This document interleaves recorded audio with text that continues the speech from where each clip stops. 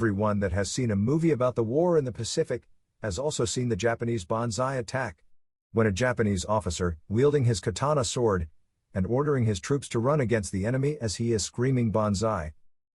This is a picture that many people have of the Japanese army during World War II. But why did Japanese officers use so-called samurai swords during the war? The word samurai means to serve and means that they swore loyalty to the emperor and to serve him.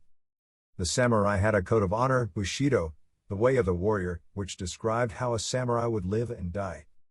The samurai were held with many privileges and were in their time a form of nobility in Japan. This ended with the reign of Emperor Meiji in the middle of the 19th century. The privileges of the samurai, including the right to carry two swords, were abolished. This led to a series of samurai uprisings, the largest and last being the Satsuma Uprising of 1877. So if the samurai were crushed in the 19th century, why was there a samurai culture within the Japanese army during World War II? The simple answer is nationalism. Like nationalist movements in Europe in the early 1900s, which used historical customs, cultures, and symbols. The Japanese Empire revived culture from its own history.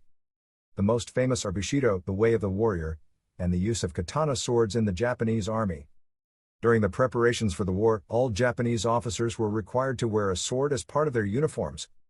Katana were a sidearm of officers and NCOs, but even enlisted could have swords, usually machine-made and of a shorter length.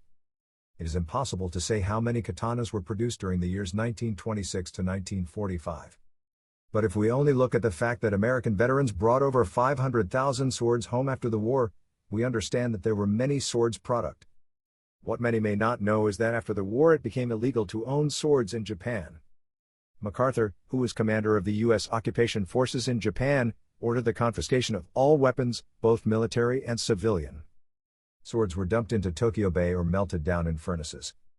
But after MacArthur was told that the Japanese perceived the sword to be a scared art treasure, considered among Japan's greatest works of art, he stopped the destruction.